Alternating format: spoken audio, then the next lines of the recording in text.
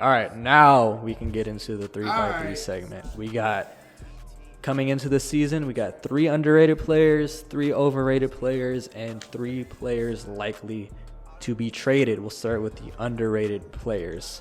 Go ahead and shoot. You can go first. Oh, you want to go first? So I can go first. It's up to you. You go first.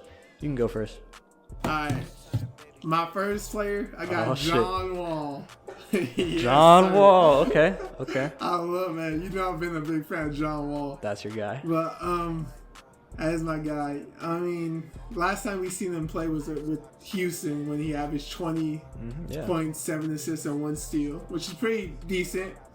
And people forget that the Rockets stopped playing him because they wanted to develop the young core of Jalen Green and their young assets. So people forget that he was healthy during that stretch. The Rockets didn't let him play. They were going to find a trade for him. Yeah, you're right. I forgot about that.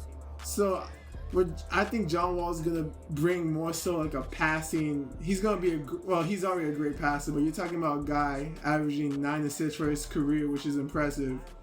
He can get to the paint with ease. He can still create his own shot, even though he's not really a great shooter. Mm-hmm. That's my number one for my underrated player is John Wall. I really believe he's gonna show out this year. Not from a statistical standpoint. Impact. I think it's gonna be impact more so. You have to actually watch the game to see what kind of impact he's gonna have, not just to look at the box score. I feel that. Yeah, what about you? That's a good point. Who you got number one? Just go through your 3, and then I'll go. I bet. Yeah. Second, I got Ben Simmons. Ben Simmons. I got Ben Simmons. Simmons. Man. Underrated. He's been getting He's been getting killed way too much. He's been getting crucified on TV, social media, on every aspect you can think of. I think when you talk about a guy like Ben Simmons, he's a 6'11" guard who can handle the ball, defend at a high level, defend all 5 positions, and doesn't look. Agreed. I think when he played against Giannis didn't really didn't do that much. I know he got bullied a couple times. Simmons did, but I mean that's expected when you're going against Giannis. You know, he's arguably the best player in the league. Yeah. So I think Ben Simmons, he's gonna show out this year. Kind of like the John Wall situation. You can't look at stats. You have to look at the impact he's gonna have around those players with KD, Kyrie. Mm-hmm. You know, and I think he's gonna really show out this year. Okay, I feel that. I give you a W because the whole basketball world is definitely killing this man.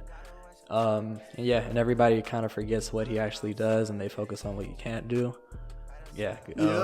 He was a Defensive Player of the Year candidate his last season in Philly because he was that fucking good. He can defend all 5. He gets in the passing lanes a lot too, and playing with Kyrie and KD, the motherfucker's he's gonna be a threat because they're not really going to focus on him. He can just run dribble handoffs a lot. You can be the screener for KD and Kyrie. I think he's going to get easy buckets created for him like that. I think he's going to be really good too. All right, number 3, who you got? This is going to shock you. Oh, this is the one. You told me about this one. Hold on to your seat about this one, Ryan. Okay. I got Josh Giddey. Oh shit! Okay, go ahead. This guy is. No one paid attention because he was playing in NBA Siberia over there in OKC. No one was paying attention to OKC last year. Man's an NBA Madagascar. For real, man. No one was looking over there. But last season, his stats were 12, 8, and 6. Right. That's pretty impressive for a rookie. He's only 20. Yeah, exactly. I expect his points to go up this year. I kind of expect his assists and rebounds to stay the same because they can't get much better than that. Mm-hmm. And I mean, Josh Giddey, LeBron, Luka are the only teenagers as well to hit 500 points and 200 assists He was the youngest since James hit that mark, and he only played 54. Oh no, he played 54 games, and then the other 30 or 20. I'm not good at math, but you know what I mean. The other rest of the games, the OKC sat him down just because he was playing too good. They were trying to tank for the number one pick. Right. So that's who I got as my third, Josh Giddey. Guess who I have at number one, Bryant? Josh Giddey. Are you serious? Dead ass. Dead ass. Oh shit. Pretty much the same thing, dude. Like I think it was really impressive the fact that he was able to average around 7 assists on the team that he was. Like, there's not that many scoring options in OKC because Shea was out a lot. Shea's been missing a lot of games over the past couple years. Yes. And this year was no different. Lou Dort is their third best scorer. So that kind of goes to show you what Giddey and Shea are working with. But he was still able to get 7 assists. So that's impressive. Like the most impressive thing to me. Like being able to force your teammates to score when they don't have that much shot creation talent at the moment. No, and when you look at Josh Giddey, you don't think he's like a hooper. Fuck no, bro. You just think he's a hoop. He's playing these numbers like you can't, like, it's unbelievable. You think he's a computer engineer, bro?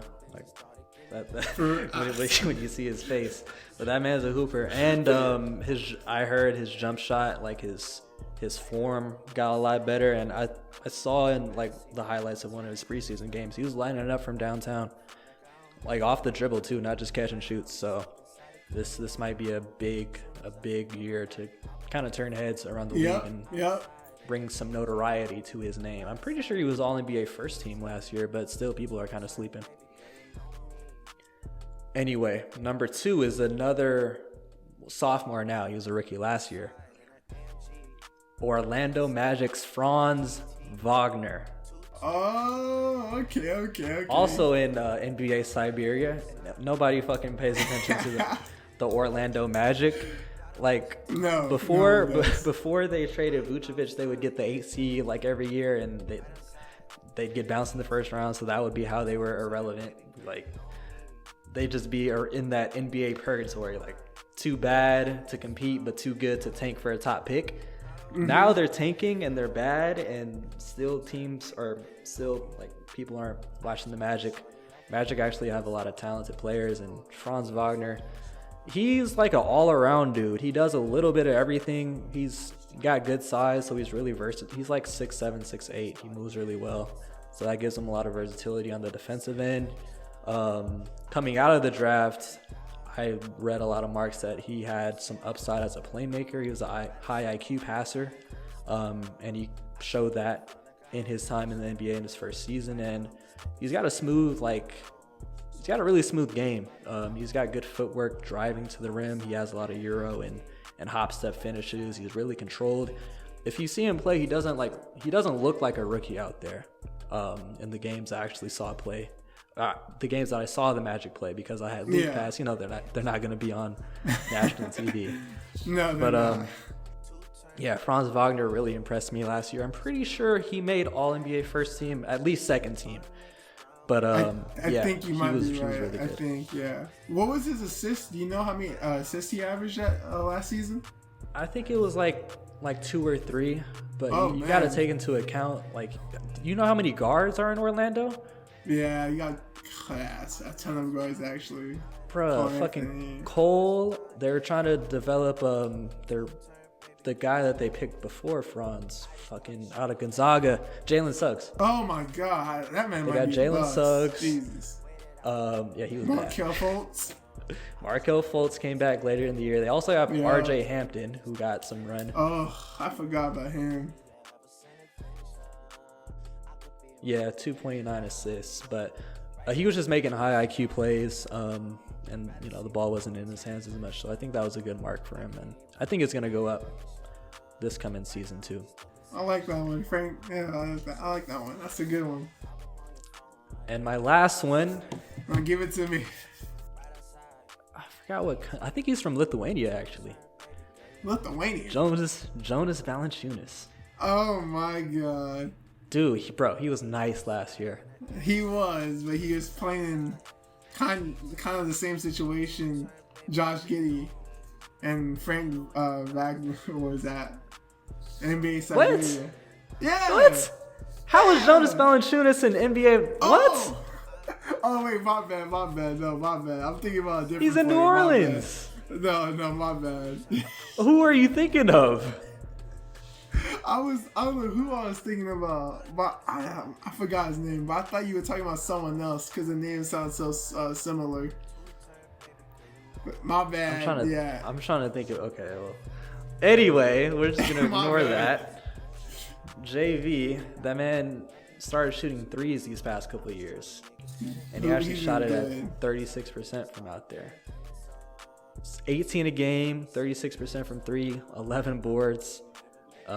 He was a big reason why the Pelicans made a push to get into the play-in tournament and into the playoffs. And then coming into this season, I think he's a perfect fit playing with Zion because he can space the floor for him. Mm-hmm. So I think that's good. Really what's going to make Zion more dangerous and the Pelicans team as a whole. Yeah, I agree with that one. That's a solid pick. That is a solid pick. I think we both had a good three. Definitely. Yeah. Good shit, bro. Thank you. All right, next we got to go on the other side of the spectrum. Overrated. Yeah, overrated. I'll start out with this one. I think I got two players you're gonna be surprised about. All right. Number one, I don't think you'll be surprised at this one, but I got Rudy Gobert. That's interesting. That is very interesting. So, okay, we know the defensive impact he has in the regular season. Yes. Year in and year out. 2 or 3-time Defensive Player of the Year winner. 3 times. But every single postseason, he gets exploited. Whether it be the Suns with Chris Paul pick and rolls, or the Mavericks with Luka Doncic pick and rolls, he just gets exploited and he gets played off the court because he has no switch ability. When you play drop coverage against people that can either score in the mid range or with floaters, Chris Paul and Luka Doncic, they're gonna eat that up, and he can't adapt. Every postseason it happens. The Jazz weren't able to overcome it, and he would get played off the floor. Like Maxi Kleber would play him off the floor because he could space the floor, and Rudy Gobert can't do anything about it. So his impact, his Defensive Player of the Year impact, is mitigated in the playoffs, time in and time out again. So for that reason, I think he's overrated, and also the fact that the Timberwolves gave up 5 picks and 3 quality role players to get him is another reason why he's overrated. He's a damn good player, but he is a little overrated. All right, I'll give you that one. Okay, now we get in. You might walk off the set with these two. Oh God. Number 2, I got D-Book. I'm not that surprised, but continue. Okay. I got D-Book because very, very quality scorer. Mm-hmm. But in the playoffs, I think the big thing with these three is like a common theme. The playoffs, they kind of underperform. Booker, him and Chris Paul against the Mavericks both underperformed, especially in that game. Was it game 6 or game 7? Did that go 7? I think they were both games. There you go. There you go. With all the love that Booker gets, ESPN ranked him top 10. God. No, top 10, right? He was 10. He was 10. Oh my God. For those 2 reasons, I got him as overrated. He's got to show out in the playoffs. That's when it really matters. That's when you need your best player to be somebody that can carry you to a finals and win you games. And time in, again, he's underperformed. And that game 7 is just going to stick with me for a little while, man. That shit was unacceptable. I don't blame you. Luka Doncic stunned the fuck out of him. Shit was tough to watch. Lastly, I got a player on one of your teams that you like. Can I guess who it is? Go ahead. I hope it's not, but is it Jimmy Butler? It's not Jimmy Butler, but it's on that team. Oh my God, I know who it is. Who was it? Tyler Hero. Oh, no. I was thinking of putting Tyler Hero, but I didn't go with him. Oh, who? Bam Adebayo. Oh, my God. Bam Adebayo is overrated, bro. He is overrated. If you look at his regular season to playoff season, like numbers, It's a drop off. There is quite a drop off. He goes from around 18 and 10 to about 14 or 13, maybe even less than that. His defensive impact is still there, but if this, of course, the Heat, they compete every year. They don't tank, regardless of whatever roster they have. They go after the championship. Bam Adebayo is the second best player on that team, and you need your second best player to put up more than just 14 or 13 and 10 and quality defense. There's standards that come with this shit. When I remember this is also because of the ESPN rankings 2 years ago. It might have been 3 years ago. Whenever the fucking bubble playoffs 3 years were. ago in the bubble. He had a pretty good conference finals. He had that block against Jason Tatum, and ESPN kind of ran with that, and they put him in the top 10. They put him in the top 10? They put him in the top 10. Oh my God, no way. He kind of just always has a statistical drop-off in the playoffs where he doesn't seem like he's the second best player on a championship contending team. I rest my case. All right, Bryant, your your 3 likely players to be traded this season. Oh, my top 3 overrated players, you mean? Oh, yeah, I forgot you guys just got to say that. I'm going to just skim through it kind of fast. Okay. Number 1, this might shock you, Ryan Evans. Okay. I got Jason Tatum. Oh, I think I can see the reasoning behind it. Jason Tatum. People want to give him all the credit for what the Celtics did last season. But let's not forget they did have the number 1 defense in the NBA last season, tied with the Warriors. They did have Defensive Player of the Year in Marcus Smart, and they had Ime Udoka, who changed the whole locker room that other half of the season. And when you look at Jason Tatum's season stats, they're pretty good. But he shot kind of inefficient from the field. He shot 45% from the field, which is not that efficient. It's all right. It's all right. That's Kobe. That's Kobe percentage right there. And I love Kobe. Yeah. And then the finals, the way he performed, averaging 21, 7, and 7. I mean, on paper it looks nice. But he shot 36% from the field and shot 65% from the free throw line and averaged almost 4 turnovers a game. Yeah. That's who I have as my number 1. Thoughts? I can see the reasoning behind it. Do you know where ESPN have ESPN, him in the top 10? I assume they didn't have him top 10. I know. Oh, they did. They had him ahead of KD. They had him 7th. Oh my God. I can see the reasoning behind it. Actually, no. Yeah, that finals performance, he's gonna have to make up for that tenfold. All right, next one. I'm not gonna agree, but I'll understand. You see where I'm coming from, kind of. I'll see where you're coming from. All right, James. Oh fuck.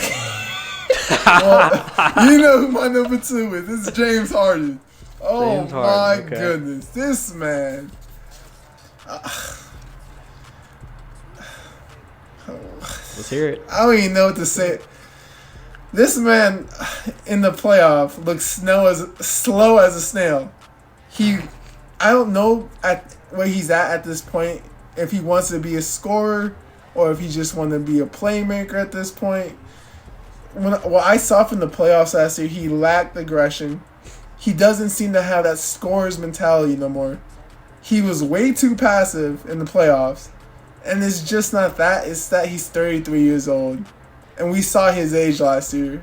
I don't know if he was out of shape. I don't know if it was because of the hamstring injury. If that's the case of the hamstring, that's the worst hamstring injury of all time.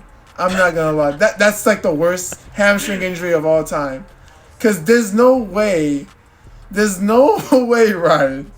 You're telling me James Harden attempted 13 field goals in the playoffs and only made 5 of them. That was how many shots he attempted in the playoffs last season. And he shot 40% from the field, 36% from the three.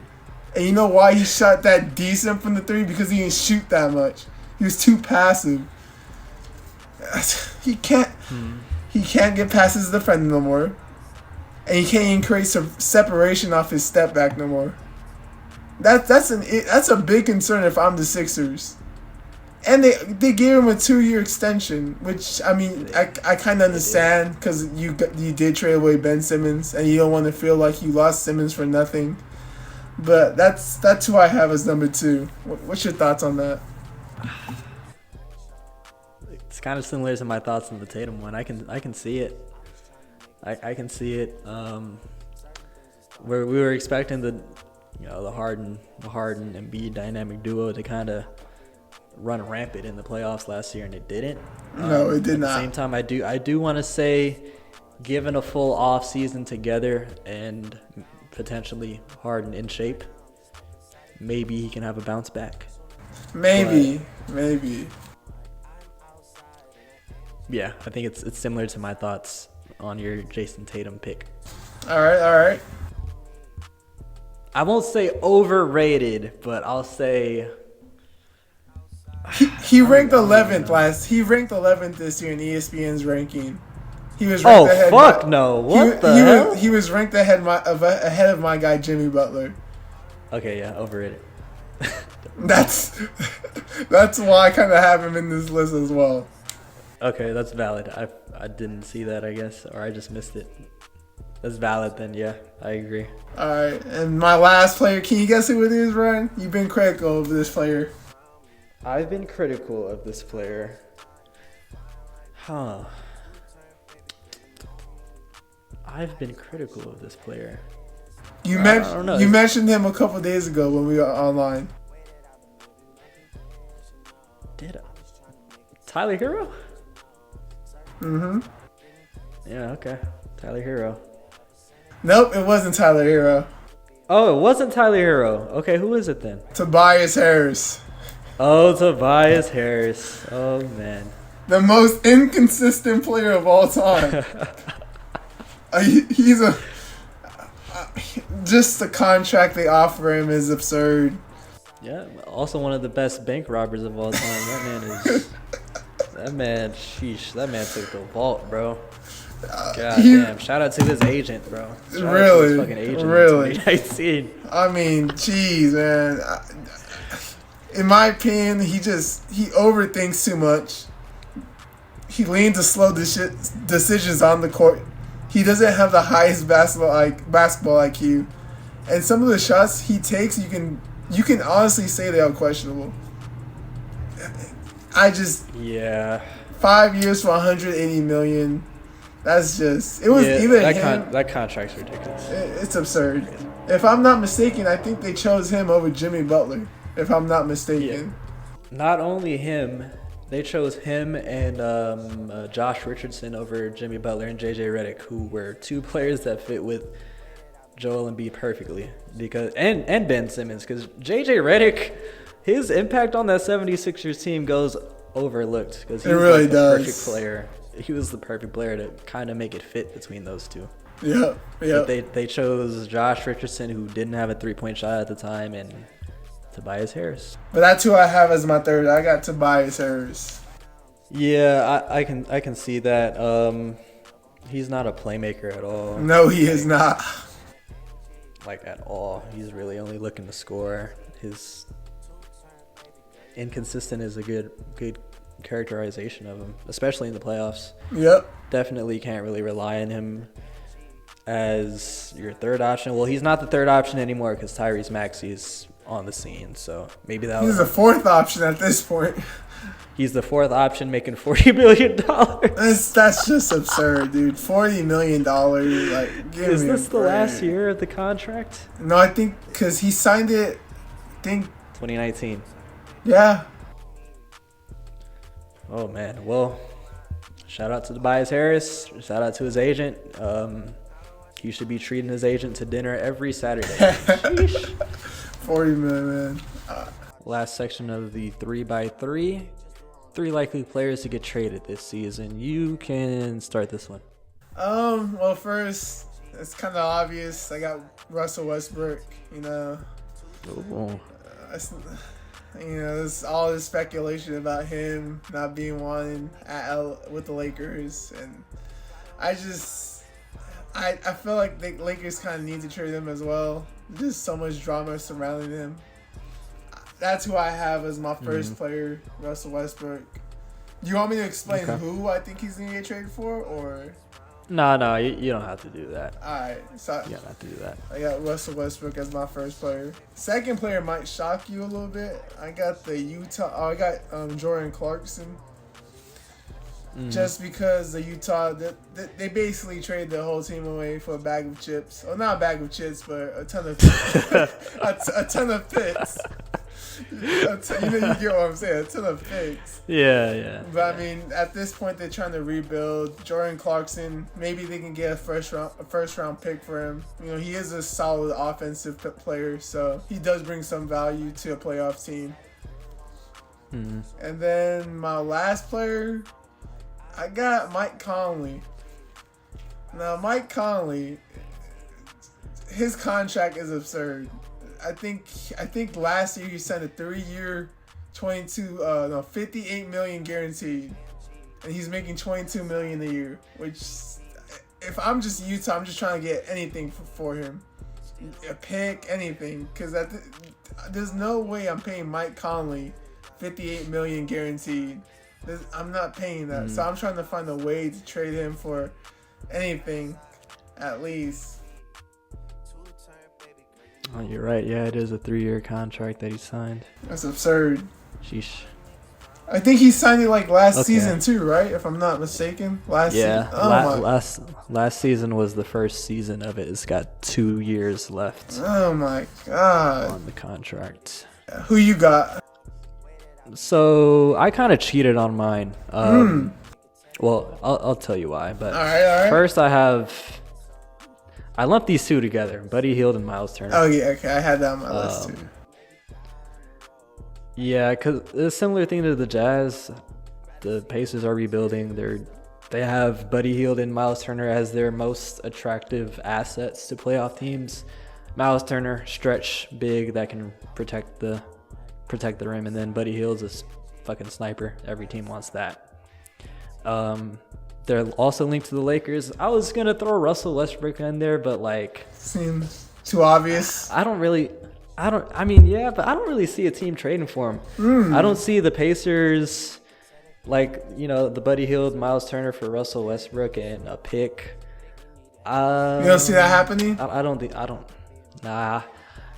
I do see them getting traded, but I don't think it's going to be for Russell Westbrook. So that's why I didn't put Russell on there, but I put Hield and Turner. It's going to be interesting. And then, so that was my number 1. And then my number 2 was Clarkson and Conley. I also put them together. Yeah. For same exact thing that you said, so I'm not going to repeat it. Yeah. And then number 3, I have Mo Bamba. Mo Bamba, interesting. I have Mo Bamba because the Magic, I just said they have a lot of guards, but they also have a lot of bigs. They have Wendell Carter was their starting center. That's who they traded Vucevic for. Yep. They got Wendell Carter and I guess some picks too. And he was pretty solid. And Mo Bamba he hasn't developed at the rate that everybody expected him to, wanted him to. He didn't even start for them last year consistently. I think they started a lot of him at the 4 next to Wendell Carter, and now they have Paolo Banchero, the number 1 pick. Don't they have Bobo as well, if I'm not mistaken? Yeah, they got Bobo too. And then so it would be best for both the team and Mo Bamba that they just part ways, because he's just not going to be able to shine really and reach any potential that he has left. No. In Orlando, because I think it's pretty obvious that they need to move on from him, but he was actually a free agent this past offseason. They signed him to a 2-year $10 million per year deal. That's not that bad, but I think it's a good contract, but I think it's still tradable. Oh yeah, you can for sure trade that. That's why I got Mo Bamba there.